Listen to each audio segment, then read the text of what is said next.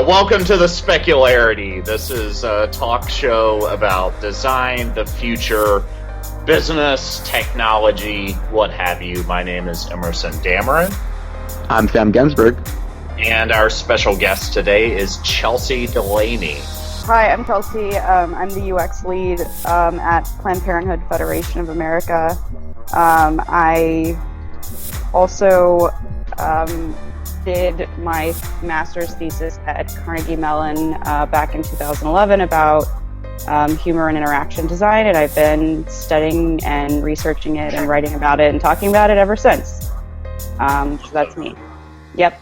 So have you seen the Funny Robots piece? The Funny Robots piece? Fusion did something about there was a guy at Georgia Tech that was part of the entertainment school there who spent, I think it was 10 years studying improv actors, like their facial interactions, their movements, and attempted to design a robot comedian. Yeah, I hadn't heard about that one. I know about Heather Knight, who is a fellow alum with me. She made a robot stand-up comedian who can actually like do crowd work and stuff like that. There's like a TED Talk. So could you tell us a little bit about this? Like what watching the robot comedian was like? You know, it's interesting because when I first started looking into this stuff, a lot of the literature out there is very AI-based, and it's sort of this fusion intersection of linguistics and computer science. And so it's really just these two kind of groups coming together and figuring out how to program jokes, essentially. It starts out a little bit clunky because there's only so much you can do in the beginning to teach the robot how to make a joke on its own. But I know that the way that Heather has started to build hers is the robot learns more over time and actually takes laughter as feedback for creating new jokes. So it's a little, you know, like you have to kind of bear with it at first. The jokes are sort of whatever, but the robot can do crowd work, which I think is pretty interesting.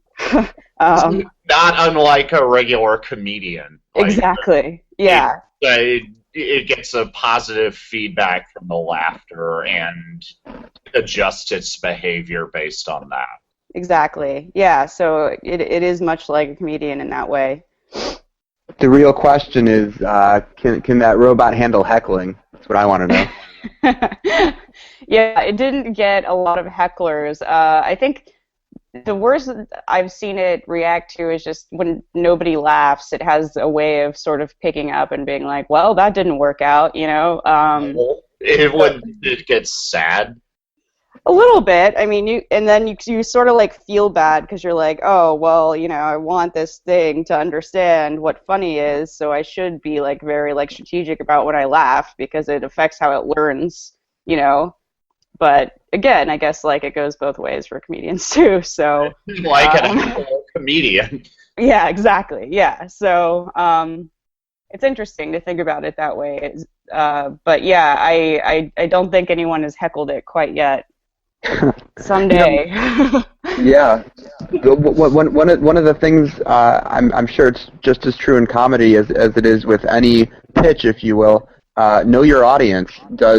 I wonder, does this robot or do these robots, are they aware of the type of people that they're, pitching to? Yeah, one of the things that I learned from a comedy teacher was there's a big difference between the class clown and the class nerd. Yes. You can make Nietzsche jokes for a very select group of people, but generally it's not going to work. Right. Yeah. Yeah, I'm not sure if that is a factor either, but I think that speaks a lot to designing with comedy in mind is like keeping in mind the audience is a big deal because I as we all know, like a joke can fall flat, and what comedians can do is they can recover from a flat joke, but a design, once it's out there, it's very hard to retract it. I feel like a design is just a floating idea, much like a joke, and you can always tweak and alter it. But yeah, I guess the raw form of whatever it is, it's like, well, you put that idea out in the world, so you gotta make lemonade out of that. Yeah, I mean, Facebook has kind of been responding to crowd feedback for the last 10 years or so. Has it really been that long? Oh, I wish that it hadn't, but it has. Oh my goodness. Yeah, it's a part of our lives now. Must accept. But, yeah, if you watch the adjustments that they've made, a lot of it is based on, well, we rolled this thing out and people hated it, so we kind of slowly slip it out of the door and try something else. Yeah, and I think like if Facebook were doing jokes, it would be a lot more. I just feel like people are, or I guess that's the risk with it is, and one of the things that I like to say is that it's not about the designer being funny. It's more about just creating a platform that allows people to take it and make the joke their own, because otherwise, you know, like if you hear the same joke multiple times, it just gets less funny each time. So if it's just one joke in a product and you keep using it over and over and over again, it gets less interesting. So in order to make it sustainable, you have to like make it more about the people who are using the thing, Right. and less about what you being a comedian, more about allowing them to make something funny or make jokes or whatever it is. So I think that, you know, that's sort of the basis of a good, funny design, and it's the best way for you to appeal to like a broader audience. Not everyone will think one thing is funny. Yeah. So I wonder. You mentioned that you work for Planned Parenthood, which is a very serious subject. One of the more serious subjects out there.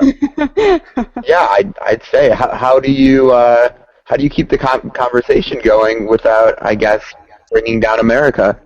Yeah, what's a brainstorming session in Planned Parenthood's UX department like? Are there jokes? Is it funny?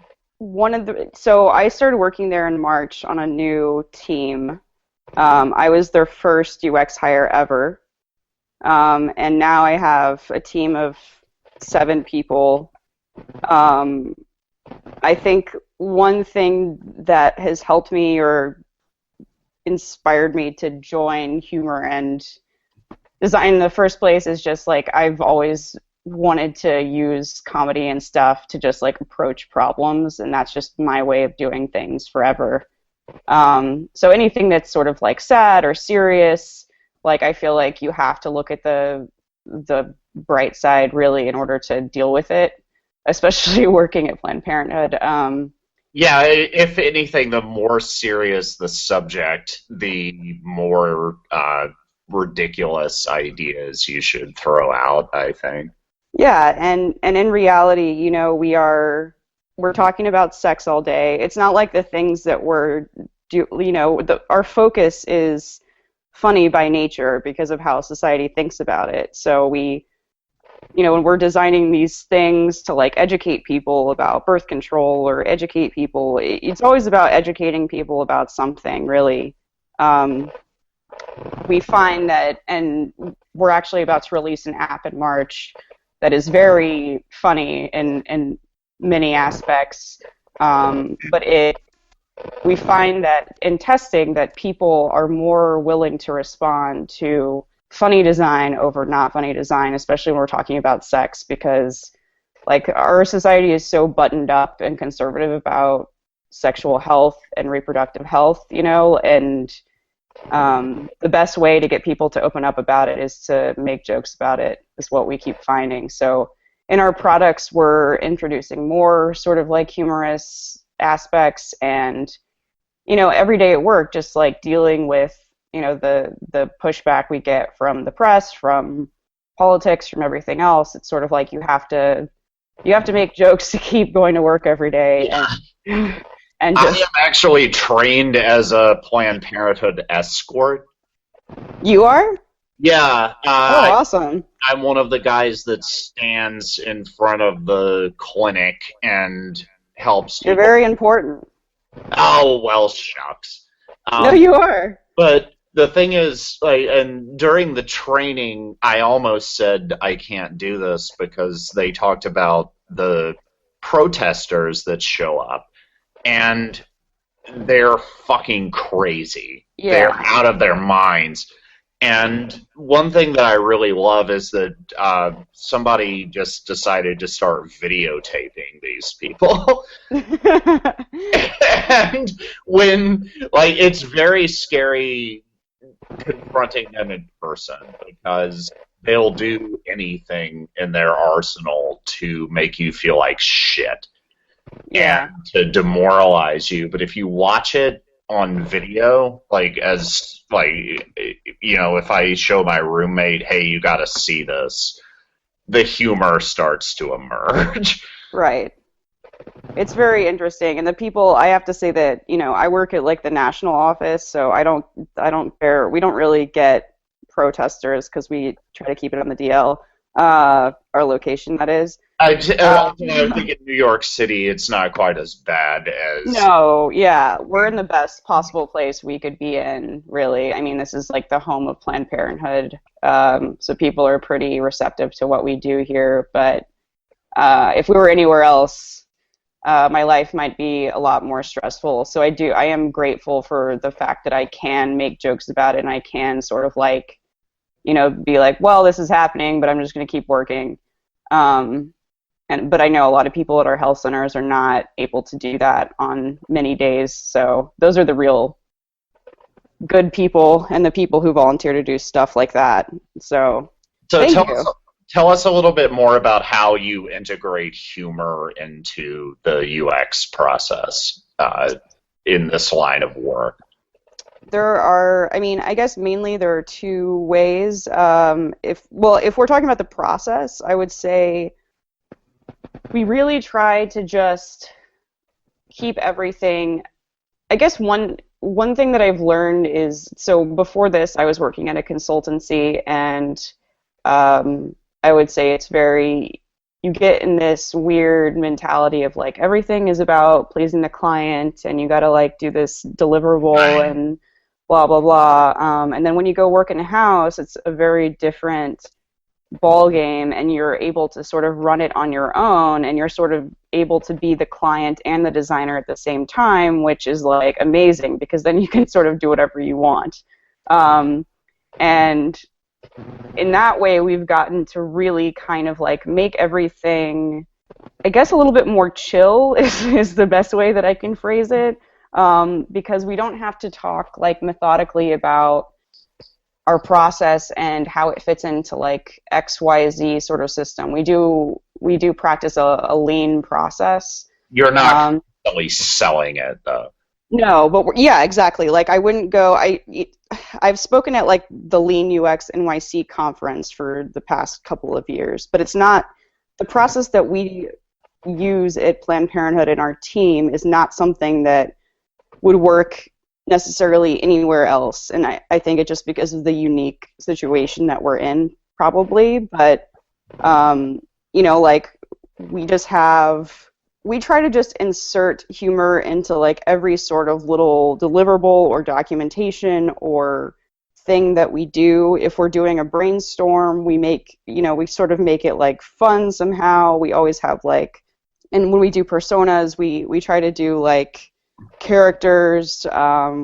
It's sort of like we make it fun because otherwise a lot of the people in my team are new to UX, and so I'm also in a position of teaching them things, and I try not to teach them exactly what I think should be taught because I don't want them to feel like that's the way that things are done. And you don't want to make clones of yourself. Right, yeah, exactly. Like I want them to feel like they have the ability to do whatever they want, but I feel like when I introduce humor to different aspects of things that they're learning, it makes it more interesting for them. So that's sort of been my shift lately, is if we can make this fun, they can sort of like dig deeper into different things that they want to learn more about. For example, if they want to learn more about doing personas, they can take that avenue, or we can do something where we try different sort of like UX features. So I think mainly we've been doing it less in the process and more in the product itself. But that is also fun, because when we get ideas, they're mostly from people we talk to, or they're just sharing back things that we heard during testing, and that's always like a funny sort of thing. Like we had one, the app that we're releasing in March is a period tracking app and a birth control tracking app. And when we went to go test at a health center, this one woman was like, "It'd be really great if I could track how often I smoke weed in this app too." We were just like, okay. You were really wanting that. Yeah, and so we were just like, all right, sure. And it's just like that sort of thing is like, I don't know, it's very funny. That, and then some other people are like, I want to track like who I have sex with, because I have to like like names and addresses, or yeah, exactly. Like in case she gets pregnant, she has to know who it was that got her pregnant, sort of thing. And so Lindsay Lohan did that rather famously. Come off as a joke, but I mean, something like that. Sometimes some really interesting ideas come from humor, right? Hey, what if this? And then, I mean, you never necessarily would have come up with that on your own, right? No, we wouldn't have. I mean, I think that's why it's so great, is because like we really have gotten a lot of our users to help us build this product, and through that, I think that is what has made it so funny, is because it's just like we're literally just taking words that they're saying and putting them back into the product itself. Like we have like, whenever you get your period in the app, like there's an animation of like flying pads and tampons that like takes over your screen. And like it's things like that where we know that people, when they get their period, they are joking about it, and they are like having like as you share jokes about it, like women like to joke about it, and so we're just like taking it to a very like genuine level and being like, we know this is how you talk about these things. So I think it's just been ingrained in the process and the product from the beginning. And same with the other thing we're working on, which is a sex ed app for parents to help them talk to their kids about sex. And that is something where we're doing more research, because none of us on my team are parents, but we are learning that parents make a lot of jokes about how their kids deal with like situations when their bodies are changing. It's just like a funny time when your kid is going through puberty. So that too is something where we're just probably going to be integrating more and more things in our process that come out in the jokes of our users, really. One more thing I wanted to mention. I personally think that the key to comedy, and the thing that I brought from comedy into UX design, is that it's really important to have a whole lot of bad ideas. Yes. I think, and Sam Gensburg was one of my inspirations. He has an Excel spreadsheet full of puns. Nice. I'm glad you think I've got a list of bad ideas, Emerson. Well, Thank you. I'm saying I think that getting in the habit of writing things down and keeping track of ideas, whether you think they're good or not, is really important in terms of brainstorming. And I think that is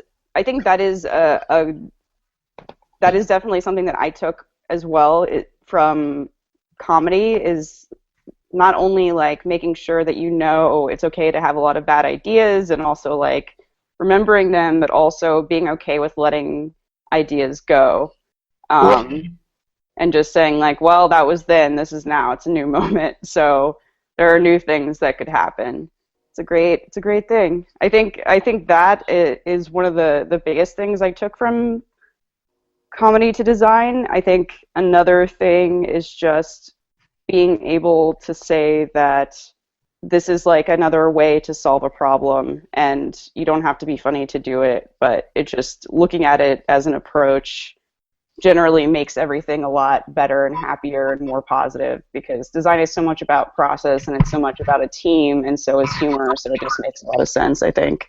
And it's about relating to human beings. I mean, that's, Exactly. because that's what they're trying to teach the robot comedians, Yes. which means probably Google will be in charge of this, and they'll be reading your email and picking up on your inside jokes. But, Yep. What is funny is not what's funny on paper. It's that human relationship. And I think humor too has a way of just being very like genuine and truthful. And so I think if you do it correctly, you're able to make not only something human, but just able to appeal to people on like a very like meaningful level. Whereas, there's lots of other sort of like rhetorical tactics you could use, like scare tactics or whatever else there is. But I think that humor is probably the one that is in most of our human daily interactions anyway, and so it just becomes a thing of like, why wouldn't it be part of our digital interactions as well? Right. So, Chelsey, we've been talking a lot about UX and comedy. What's your background in comedy? So I went to the University of Texas, and when I was there, I started doing work for the newspaper, and then I met a lot of people who were working on the Texas Travesty, which is UT's sort of version of The Onion, or their comedy paper. And at that time, they did not have a website, and so I was like, oh, I totally want to like do this. Like, this would be really cool. And so I joined their team as sort of like a designer / UX person.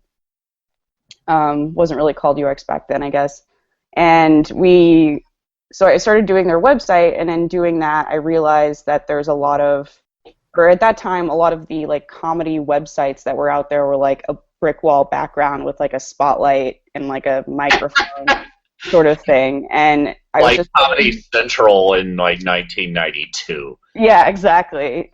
But I started like, so in doing that process, I also met a lot of comedians in Austin, and I started doing design for a lot of them as well. And then this question kept coming back to me. And then at that point, I was sort of like interested in just going full force, like, what is this like design, humor, comedy thing?